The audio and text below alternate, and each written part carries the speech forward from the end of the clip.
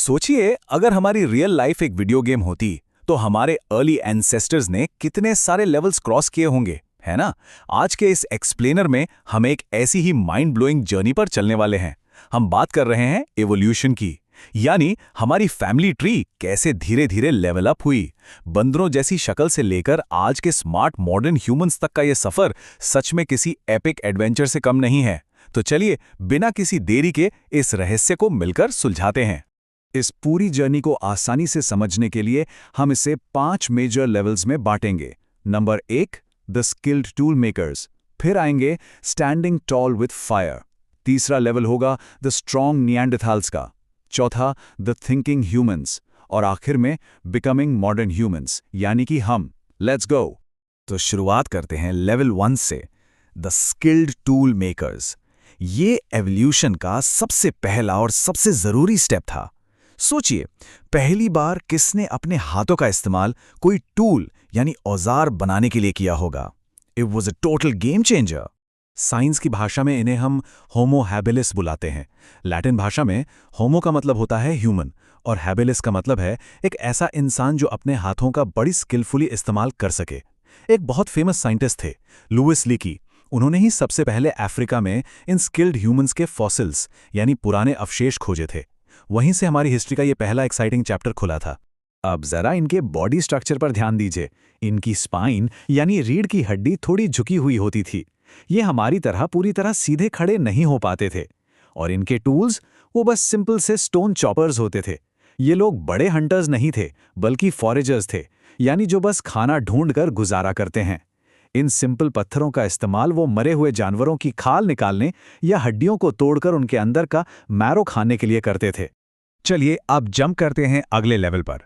Level 2, standing tall with fire. Imagine कीजिए उस वक्त पूरी धरती पर जमा देने वाली बर्फ बिछी थी, जिसे हम आइस एज कहते हैं।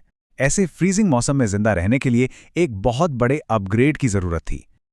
और वो बड़ा अपग्रेड थे होमो इरेक्टस, जिसका आसान शब्दों में मतलब है वो जो सीधा खड़ा होता है। पूरी तरह से परफेक्ट पोस्चर में सीधे खड़े होना सच में एवोल्यूशन का एक मैसिव अपग्रेड था। इनका ब्रेन यानी दिमाग भी होमो हैबिलिस के कंपैरिजन में काफी ज्यादा डेवलप्ड था और ये ग्रुप्स में रहते थे। उन्होंने अपने टूल्स को भी मजेदार तरीके से अपग्रेड कर लिया था। अब उनके पास बिल्कुल सिमेट्रिकल यानी दोनों तरफ से परफेक्ट शेप वाली हैंड एक्स या कुल्हाड़ी थी। पर इस लेवल का सबसे बड़ा मैजिक टूल्स नहीं थे, वो थी आग।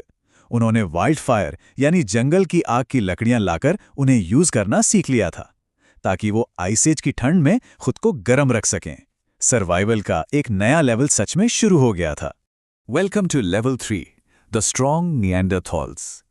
यहां हमारी मुलाकात होती है हमारे एंसेस्टर्स के एक ऐसे ग्रुप से जो फिजिकली बहुत बड़े और ताकतवर थे। ये केव्स यानी गुफाओं में रहा करते थे। इन्हें साइंटिस्ट होमो निएंडरथैलेंसिस कहते हैं, या आम भाषा में निएंडरथैल मैन।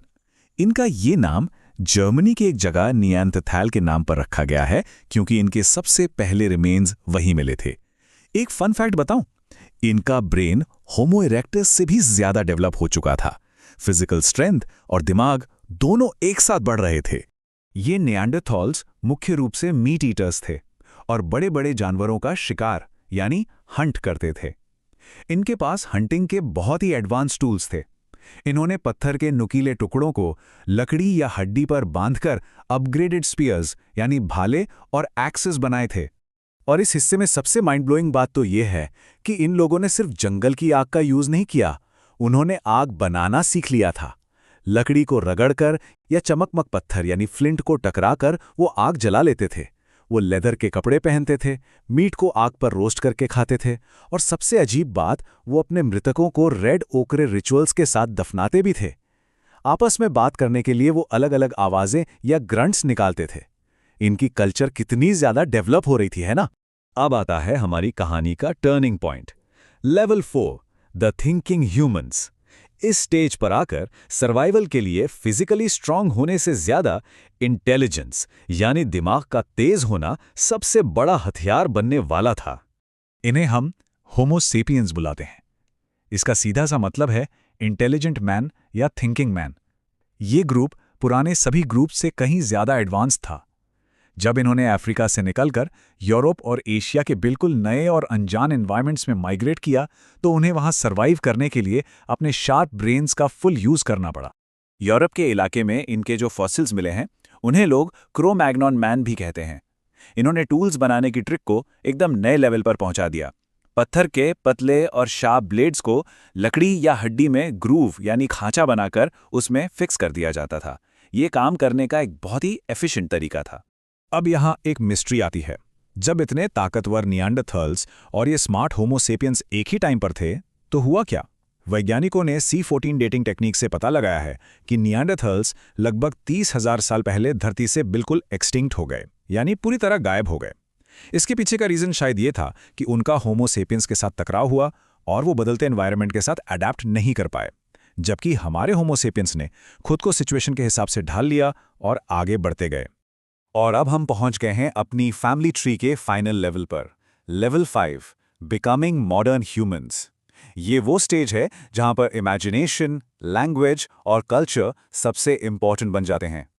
इसे साइंस कहते हैं होमो सेपियंस सेपियंस। अगर सिंपल वर्ड्स में कहें तो ये हम खुद हैं, मॉडर्न ह्यूमंस। ये वो ह्यूमंस हैं जिनकी सोचने की कैपेसिटी होमो सेपियंस से भी कहीं ज्यादा आगे निकल चुकी थी। हमारे गले में साउंड निकालने वाला हिस्सा, जिसे लैरिंग्स कहते हैं, वो फुल्ली डेवलप हो गया था। इसका फायदा ये हुआ कि हम अलग अलग आवाजें निकालकर एक वेल डेवलप्ड लैंग्वेज सिस्टम बना सके, यानी प्रॉपर बातचीत करना स्टार्ट हो गया।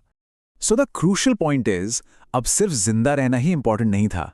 हमारी स्पीशीज ने अपनी इमेजिनेशन का यूज करना स्टार्ट किया। इन एंशिएंट केव पेंटिंग्स को ही देख लीजिए। अपने हाथों के प्रिंट्स और आसपास के एनिमल्स को केयरफुली ऑब्जर्व करके उन्होंने ऐसी अमेजिंग आर्ट बनानी शुरू की।